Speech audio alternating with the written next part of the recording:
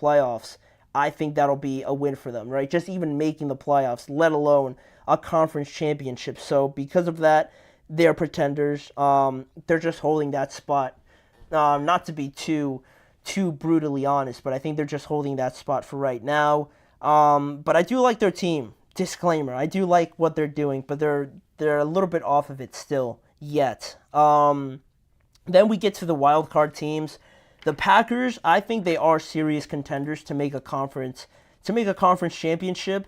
Sunday's game will help make that determination a little bit more when they do play the Lions, and I do expect Jordan Love to be there. But if he's not, then that point kind of is voided. So if Jordan Love plays, it'll either confirm it or make me a little bit more hesitant about whether or not the Packers can be a conference championship, based team, if they could even make that.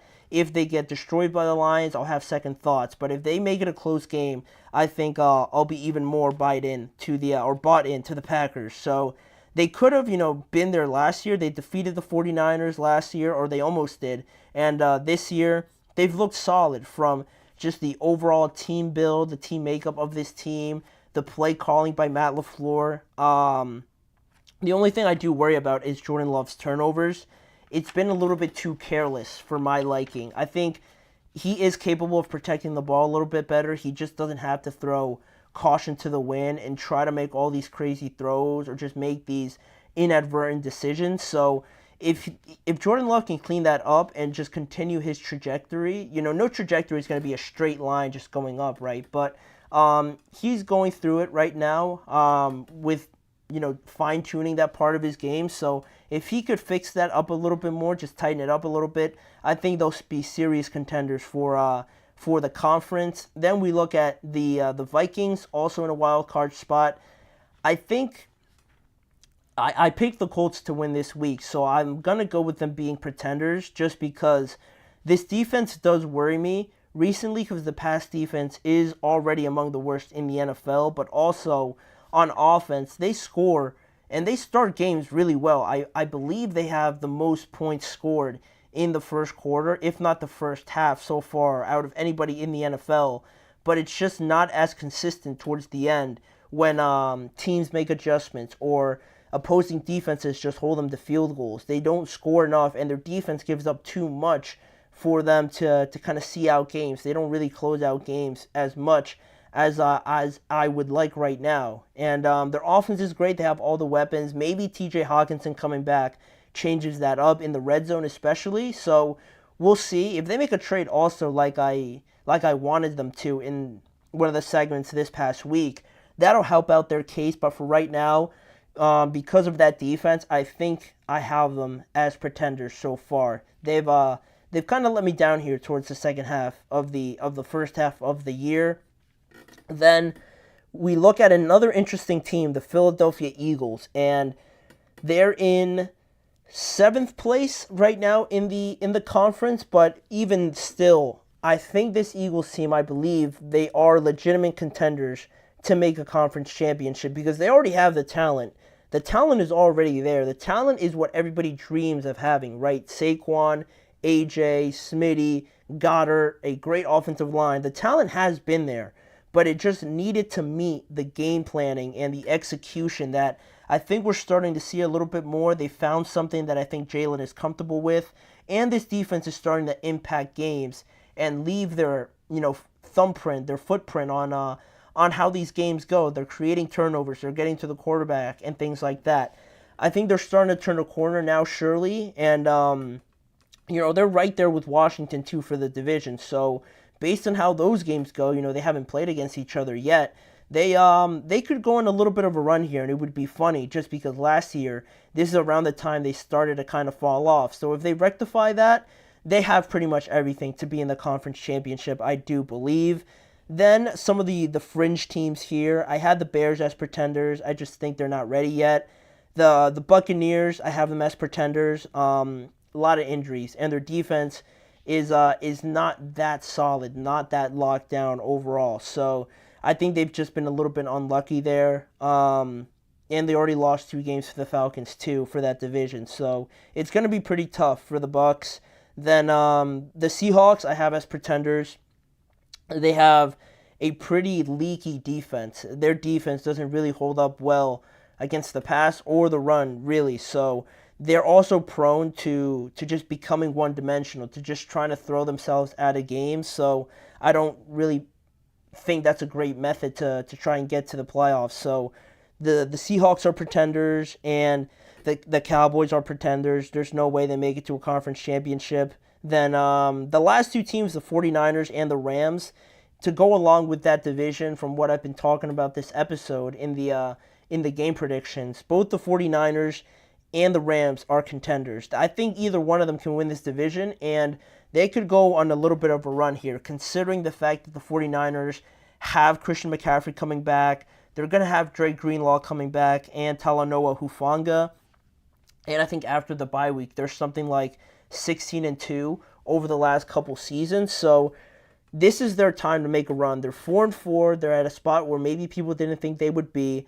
They can make a run here with their big guns coming back. They could certainly just steamroll a lot of teams. The way Kittle's been playing too, they could go on a run. And the talent that they have too, they can make a conference championship, surely. And the Rams as well. I'm convinced about this offense. If they can stay healthy, which is the biggest thing, they have literally everything that you would need. Kyron, much like all these other teams, they have Kyron, Puka Nacua, Cooper Kupp, a great head coach, a defense that's underrated and very exciting to watch. I really believe, based on what I've seen from them so far, that they could beat anybody in this division and stack up well, I think, against any other team in this conference. So, that's where I feel the Rams are. They could be my dark horse to sneakily win this conference, and I'm not even joking. I really like the Rams going forward, but that's everybody in the NFC. That's everybody that I think is capable of making a conference championship,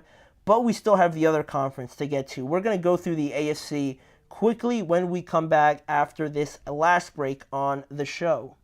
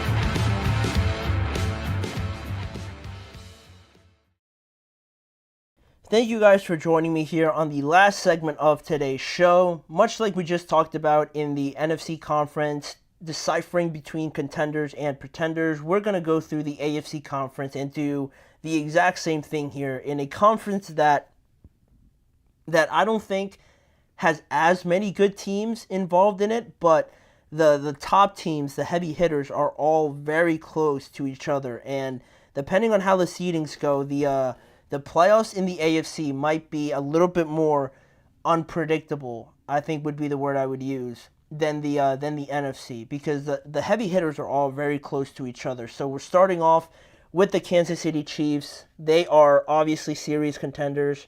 Their defense is very good, allowing 17 points per game.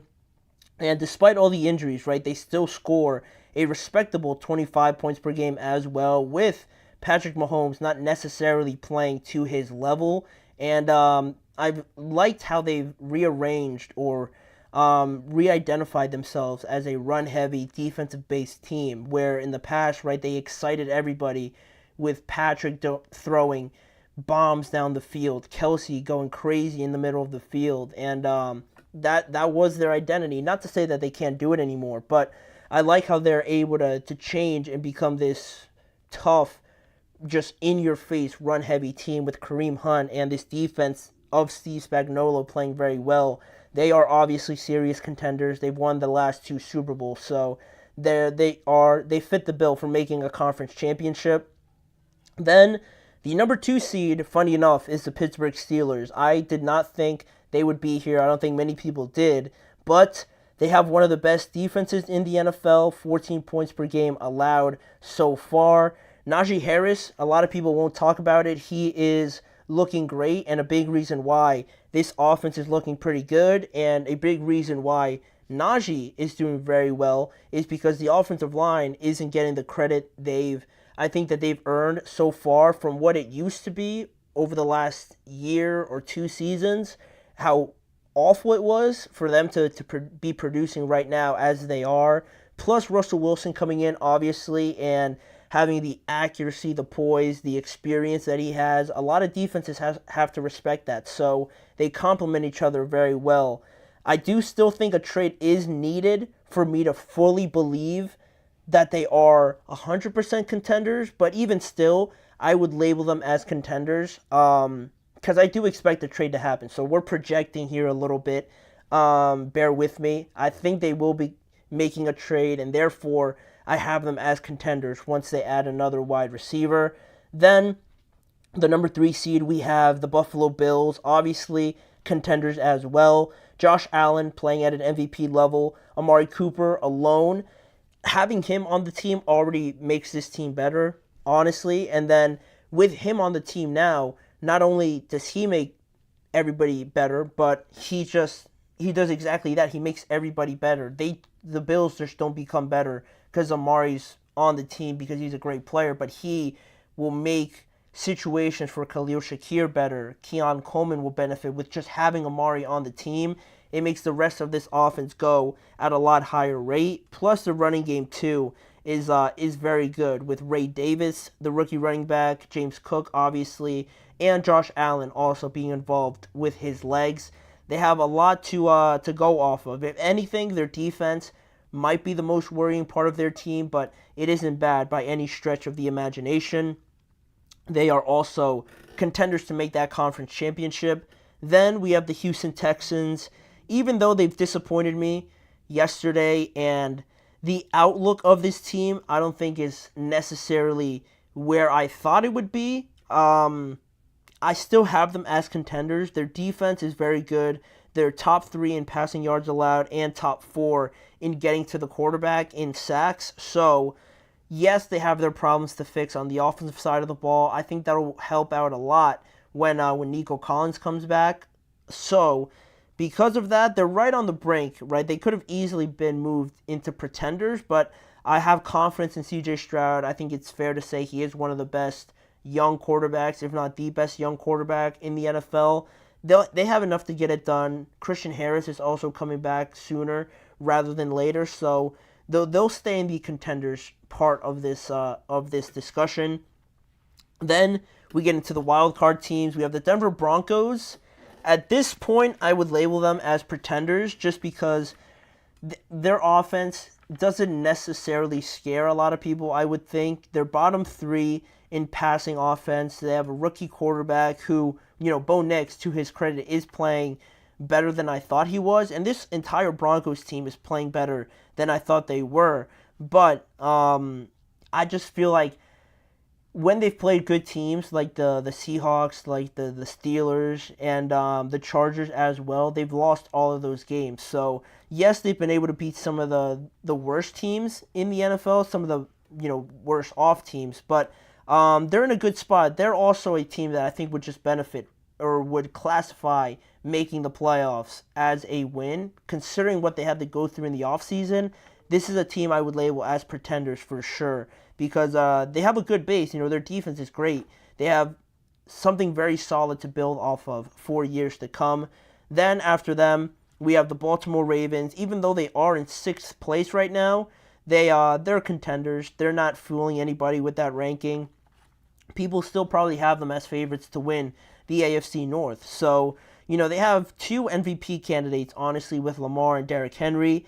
they just added Deontay Johnson on top of that. So the offense isn't the problem. Their biggest problem is going to be their defense and whether or not it gets significantly better as the year goes on. And I think it needs to if they're going to compete with Buffalo. I mean, they destroyed Buffalo, but teams like the Chiefs getting the revenge on them, even the Texans as well, and trying to defend their weapons when Nico comes back.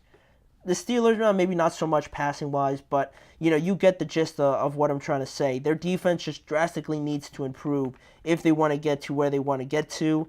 Then we have the Los Angeles Chargers. I would label them as pretenders. They're another team where I've been surprised with what I've seen from them so far, the early success and how they've really bought in, and not only bought into what Jim Harbaugh is trying to do, but trying to execute it to such a high level. I've been impressed with the offensive line. The defensive line also has been playing great, and they're able to run the ball at a good rate. J.K. Dobbins has stayed healthy, which is great to see. And Justin Herbert, he is playing in a system that really suits him. He's not doing too much with the ball. He's being very careful like he always is, but despite not having as many weapons, he's still playing great. But not having those weapons also is what makes them pretenders. I think you're going to need more than just rookie Ladd McConkey, even though he's playing awesome. You're going to need more than that. So the Chargers, for right now, I would label them as pretenders. They have another team with a great building block, a great first step, but in the next year or so, I expect them to really be contesting for a lot of these high spots. So that's where the Chargers lie. And then the last three teams here I have the Indianapolis Colts right now are in 8th place, and I would label them as pretenders. Joe Flacco legitimately scares me. I think Joe Flacco would cause anybody problems, honestly, and being 40 years old, you never expect that, but their offense is great. I think they have something really nice there with Joe and Jonathan Taylor and the offensive line and all their weapons, really. But the run defense is one of the worst in the NFL. They're allowing 21 points per game, which isn't bad, but the run defense just individually has not been up to par in trying to stop that. Their offense is exciting. They should have a lot and should look better with Joe Flacco, but they'll be competitive, just not really doing enough to get into the playoffs. Maybe they could sneak in there, but I think that would be considered a win if they were just in the playoffs overall. Then we look at another team, pretty disappointing season so far from the Bengals. I would say they're pretenders. It's too inconsistent for me on offense because the running game really isn't there. It's not good. They're only averaging 89 yards on the ground per game. And T. Higgins now is out this week. I know they're playing the Raiders, and I picked them to win, but I honestly would not be surprised now at this point, now knowing, I didn't know yesterday that T. Higgins and Zach Moss weren't going to play. I would not be surprised if the Raiders somehow beat them by like a game-winning field goal or something. It's too inconsistent everywhere. Their defense hasn't been really solid enough where if their offense isn't playing great, that you can depend on them game in and game out to kind of bail you out. So I think it's a little too late for them. I have the Bengals as pretenders. And lastly here, the Jets. The Jets, I believe it's just too late for them. They're going to have to pretty much win the rest of their games, and I don't really believe that they can. They're going to play better teams. I don't know exactly who, but I know they still have to play in Buffalo, and I don't think that'll go well for them. And, this offense has really given you something to believe in, but again, I think the first part of the season just really was a big letdown, and they didn't put too much emphasis on it to make it matter now, because now the margin of error isn't there anymore. So they have to be perfect, and even though they did show some good things in yesterday's game, the first half is a reality, right? We can't just ignore that. The first half was really bad. So they're not going to make do and just get by having a half like that. They're going to get better, I believe, but being at 3-6, you're not going to overtake teams like the Ravens, certainly not. Probably not the Steelers either. The Chargers even. I don't think the Chargers would just fall off like that. So it's just based on the circumstance that they found themselves in where I think they'll make it close, but I don't think it'll be enough. So by that point, I think they are going to be pretenders this year, halfway through the year. That is everybody in each conference, at least the teams that I really think have a shot to be in the playoffs. So with that now being the case, we're really excited to see how the second half of the year goes. But also, that'll wrap it up for today's show. Thank you guys for joining me on today's episode of the Chip Shot Football Podcast. Please remember to like, follow, and subscribe to the show, as well as following the network on all forms of social media. If you want to see more of the Chip Shot Football Podcast, check out the GSMC Podcast Network channel and the GSMC Sports Network channel on YouTube for more coverage and just more content around the NFL on the Chip Shot Football Podcast on both of those networks. But also, to catch more of the live shows, you can catch me each and every weekday at 6:30 p.m. Eastern Time for more debates, news, recaps, everything around the NFL back on here, same time each and every weekday with me, Manny Maradiaga, as your host. Thank you guys again for joining me. Hope you guys have a great weekend, and I'll see you guys back here again on Monday to recap all the action from Sunday. Mm-hmm. Mm-hmm. Mm-hmm. Let's go. I wake up to a little bit of drool on my pillow, feel like it's gonna be a bad day. Yeah, I'm tired of shit, and the coffee ain't hit yet, damn ain't that